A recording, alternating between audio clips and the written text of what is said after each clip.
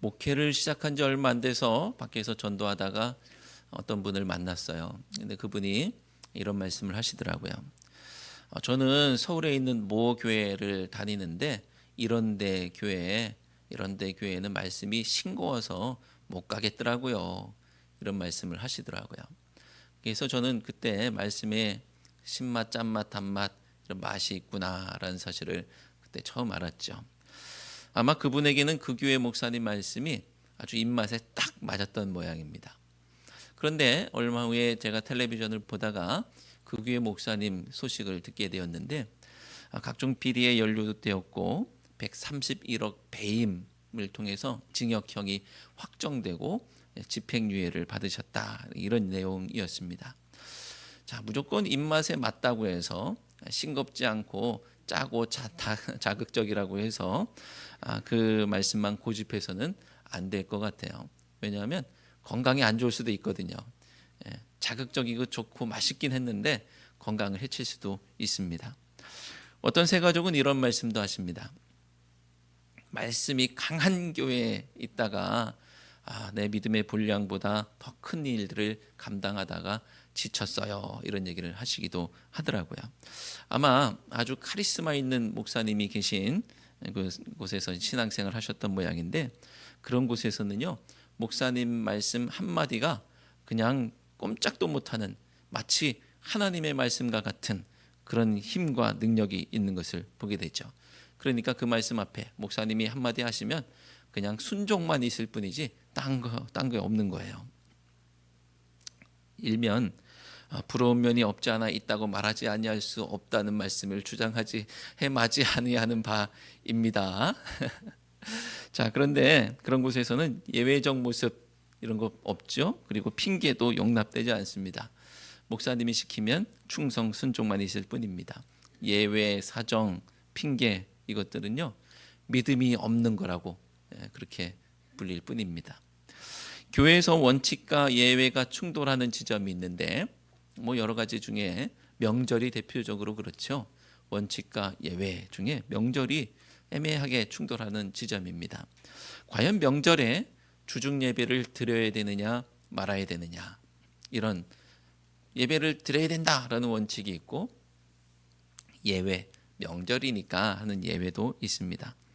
저희는 이 명절 연휴 중에 빨간 날 모두를 쉬고 있죠. 그리고 저는 향후에 명절뿐 아니라 공휴일, 빨간 날은 다 쉬어야지라는 꿍꿍이를 가지고 있기도 한데, 아무튼 모든 교회가 그런 것은 아닙니다. 모든 교회가 명절날 다 쉬는 그런 게 아니죠. 어떤 교회는 쉬려고 하다가도 아니 어떻게 예배를 빼먹을 수 있어요 하면서 하는 그런 성도님들의 말에 눈치를 보면서 못 쉬는 교회도 있고, 하루도 안 쉬고 고스란히 모인다는 그런 교회도 있고, 간신히 명절 당일만 쉰다고 하는 그런 교회도 있습니다. 여러분은 어떻게 생각하십니까? 그거 쉬었다고 큰일 나나? 또는 아니 쉬다니 하나님께 드리는 예배를 어떻게 경홀히 여길 수 있느냐? 어떤 마음이십니까? 둘 다 나름 일리가 있는 주장이죠. 신앙에 걸림이 되지 않는다면 한쪽 편에서 다른 한쪽 편을 비판하거나 정죄할 일이 아닙니다. 쉬어야 한다고 생각하는 쪽에서는요, 안 쉬는 사람들을 향해서 참 열심히 모이는구나 라고 인정해 주면 되는 것이고, 또 안 쉬어야 한다고 생각하는 쪽에서는요, 쉬는 교회들을 향해서 저렇게 쉬면서 재충전하면 더 높이 도약할 수 있겠구나라고 또 이해해 주면 되는 것입니다. 중요한 것은 그 판단이 무엇에 기반하고 있느냐라는 것이죠. 바라기는 굳은 마음, 또 눈치, 얽매임, 정죄의 마음으로 그렇게 판단하는 것이 아니라 부드러운 마음, 따뜻한 마음, 이해하는 마음으로 판단할 수 있는 우리 모두가 되기를 바랍니다. 마가복음 2장을 마무리하는 오늘 말씀에도 한 가지 사건을 놓고 서로 다른 의견, 서로 다른 견해가 나오는 것을 볼 수가 있죠. 충돌하는 이야기를 보게 됩니다. 마가복음 2장에서는요, 계속 벌써 오늘 말씀이 네 번째로 충돌하는 모습이에요. 첫 번째는 왜 죄사함을 받았다라고 하느냐라고 하면서 신성모독하는 이야기로 충돌하고, 또 왜 죄인들하고 식사하느냐라는 말로 충돌하고, 그리고 왜 금식하지 않느냐고 하면서 충돌하고, 오늘 또 네 번째로 충돌합니다. 오늘은 안식일에 예수께서 밀밭 사이로 지나실 때 예수님의 제자들이 길을 열면서 이삭을 자른 문제를 가지고 부딪힙니다. 바리새인들이 왜 안식일에 하지 못할 일을 하느냐라면서 따진 것이죠. 23절 24절 말씀을 함께 읽겠습니다. 안식일에 예수께서 밀밭 사이로 지나가실새 그의 제자들이 길을 열며 이삭을 자르니 바리새인들이 예수께 말하되 보시오 저들이 어찌하여 안식일에 하지 못할 일을 하나이까. 아멘. 제자들이 도대체 어떤 일을 했는지 보면요, 길을 열며 이삭을 자르니라고 하고 있습니다. 길을 열며 이삭을 자르니. 여러분, 밀림을 지나가는 어떤 탐험가들의 모습을 영상을 통해서 영화나 이런 데서 보신 적이 있을 거예요. 밀림은 나무나 풀이 너무 무성하게 자라다 보니까 길을 내도 그 길이 아닌 게 돼버리는 상황이 됩니다. 그러니까 늘 뭘 가지고 다니냐 하면 이 팔뚝만한 길다란 넓적한 칼을 가지고 다니죠. 이 정글 칼이라고도 이제 부르는 것 같은데, 이걸 가지고 다니면서 탁 치면서 길을 내면서 다니는 거예요. 치면서 길을 내면서 다닙니다. 그 정도는 아니겠지만 예수님께서 가실 길에 밀밭 사이로 가셨다고 하니까 밀이 좀 이렇게 누웠나 보죠. 밀이 이렇게 너무 자라서 누웠는지 그거를 쳐내야 되는 상황이 되었던가 봐요. 요즘에도 개나리가 막 자라면 이 여기저기에서 보니까 개나리를 막 쳐내는, 다 잘라내는 그런 일들을 하더라고요. 자동차에 흠집이 날까봐 쳐내는 일들을 하는 것처럼 예수님의 제자도 예수님을 위해서 밀밭 우거진 것을 좀 이렇게 쳐냈던 모양입니다. 다른 복음서를 보면 손으로 한 일들이 나오는데, 마태복음에서는 제자들이 시장하여서 이삭을 잘라 먹으니라고 기록하고 있고요. 누가복음에서는 제자들이 이삭을 잘라 손으로 비비어 먹으니 이렇게 표현하고 있습니다. 자, 마가복음에는 특별히 언급이 없어요. 어떻게 했다, 먹었다 이런 건 언급은 없지만, 그거 팔으려고 이거 이삭 해가지고 팔으려고 그런 것도 아닐 테고, 순수한 의도, 첫째는 예수님의 길을 여는 것이고, 둘째는 배고팠으면 그게 얼마나 맛있었는지 몰라도 그걸 먹었겠죠. 근데 바리새인들은 이것이 안식일에 해서는 안 될 일이라고 생각하고 있는 겁니다. 안식일에 하지 못할 일이라고 규정하고 있는데, 과연 여러분들은 그렇게 생각하시는지, 정말 안식일에 해서는 안 될 일인지 생각해 볼 필요가 있는 것이죠. 자, 이게 잘 들여다보면 엄격하게 생각하면 해서는 안 될 일 같고, 또 어떻게 생각하면 뭘 그 정도야 이렇게 생각할 수도 있습니다. 원칙의 원칙으로 막 따지고 보면 안 될 것 같고, 숨도 쉬어도 안 될 것 같고, 아니면 좀 다른 마음으로 이해하는 마음으로 보면 그 정도야 이런 생각이 들죠. 그럼 그들이 그렇게 정죄했던 근거가 무엇인지를 봐야 될 겁니다. 이스라엘 백성들은요, 율법을 기반해서 내가 안식일을 거룩하게 지키면서 살겠다라고 그렇게 결정하고 살아갔던 사람이에요. 그런데 그 구체적인 방법들이 필요하겠죠.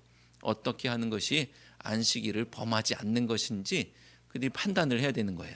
그래서 그들에게는 제2의 경전이라고 하는 유대교의 규례집인 제2의 경전이라고 할 수도 있는 어떤 권위를 가지고 있는 미시나라고 하는 그런 규례집이 있습니다. 여기에 안식일에 하지 말아야 될 것들에 대해서 39가지로 금지하는 규정이 있는 거예요. 그 중에서 세 번째가 추수금지 조항이에요. 추수금지 조항. 안식일에는 추수하면 안 돼라는 조항을 가지고 있는 겁니다. 자, 그러니까 얘기는 뭐냐 하면, 바리새인들은 지금 제자들이 예수님의 길을 열면서 이삭을 잘랐던 그것을 뭐로 보고 있는 거예요? 추수로 보고 있는 거예요. 다른 규정에서 이 제자들을 정죄할 게 없어요. 그런데 안식일에 하지 말아야 될 추수를 하고 있다라고 하면서 정죄했던 것입니다. 하지만 신명기 23장 25절 말씀을 보면 함께 읽어볼까요? 신명기 23장 25절 함께 읽겠습니다. 내 이웃의 곡식밭에 들어갈 때에는 내가 손으로 그 이삭을 따도 되느니라. 그러나 내 이웃의 곡식밭에 낫을 대지는 말지니라. 아멘. 물론 이것은 안식일에 관한 규정은 아니지만 말씀에서는 손으로 이삭을 따는 행위와 낫을 대는 행위를 구분하고 있는 것을 보게 됩니다. 그러니까 손으로 땄다고 해서 낫으로 벤 것과 같은 정죄를 할 수는 없다는 거예요. 남의 밭에 이삭일지라도 낫을 댈 정도가 아니라면 애교로 봐줄 수 있어라고 이제 보는 것이죠. 요즘으로 치면 옛날에 뭐 서리하는 것들에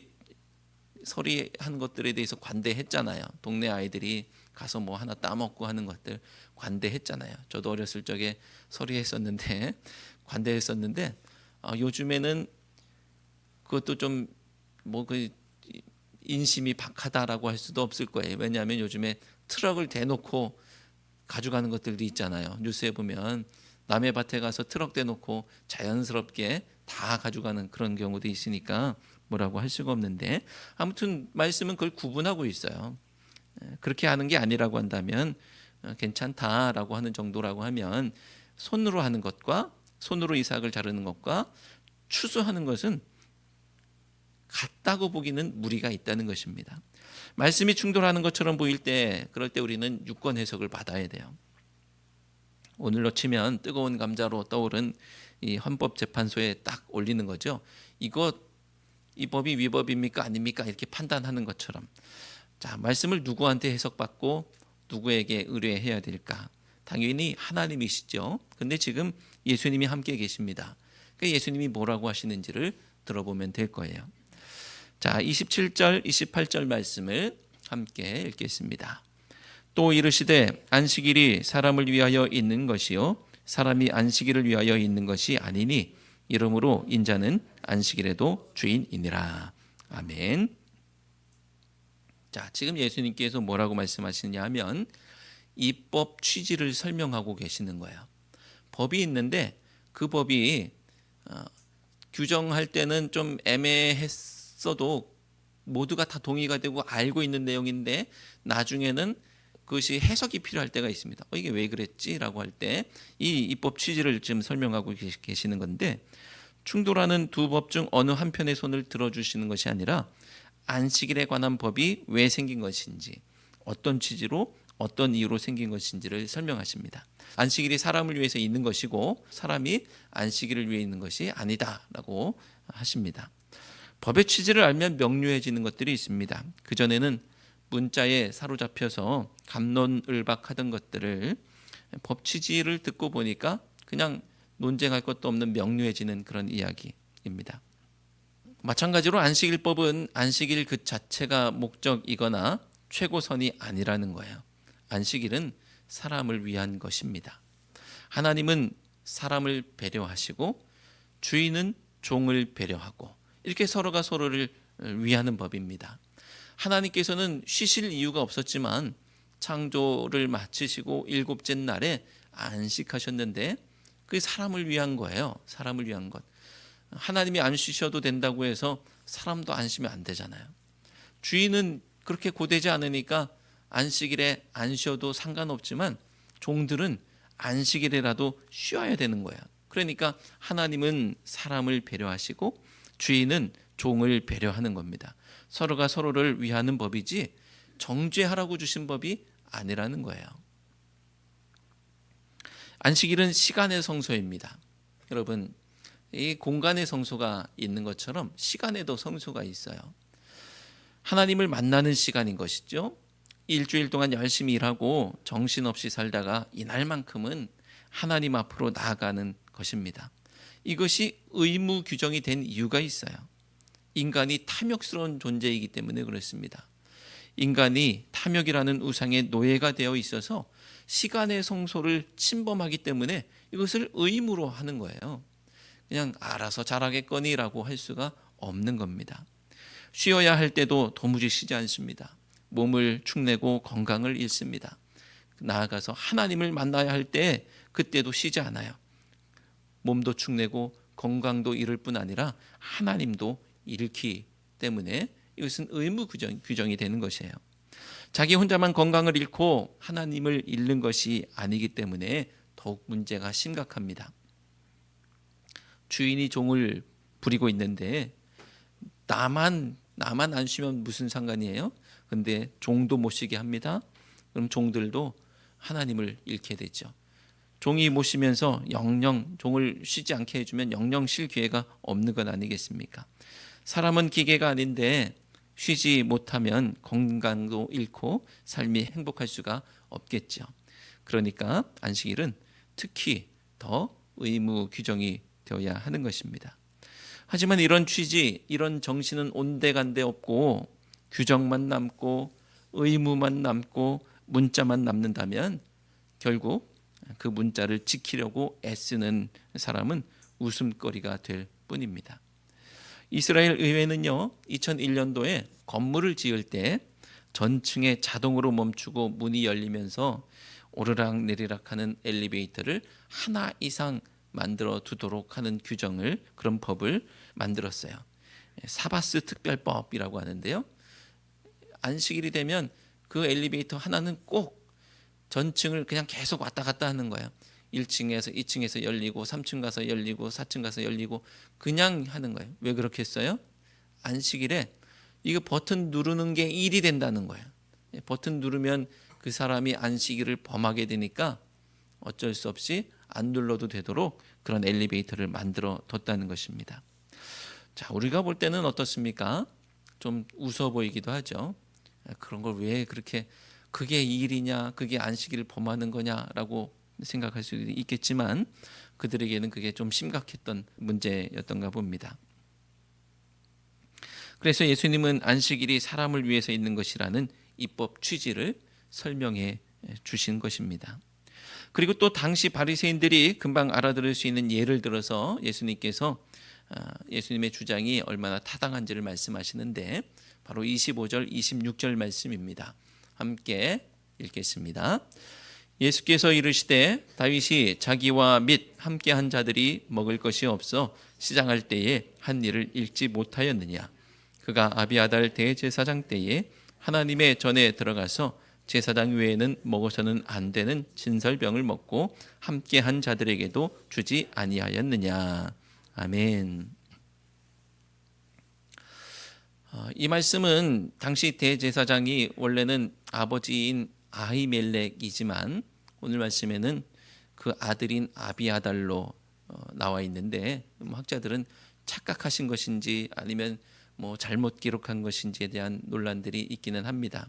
어쨌거나 사무엘상 말씀을 인용한 것인데 결론적으로 말씀드리면 이미 유대인들도 엄격하게 법으로만 따지자면 문제가 될 수도 있었을 사건인 바로 이 사건, 배고팠던 다윗이 제사장만 먹도록 했던 진설병을 먹었던 전례가 있음을 알고 있고 또 아무도 그것을 문제 삼지 않았다는 것을 말씀하는 거예요.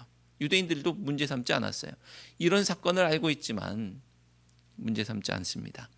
다윗은 위대한 임금이요 모두가 존경하는 신앙의 위인이기도 하기 때문이겠죠. 문자가 아니라 사랑으로 해석했기 때문에 다윗이 진설병을 먹은 게 문제가 되지 않아요. 이런 예수님의 말씀에 바리새인들은 유구무원일 뿐입니다.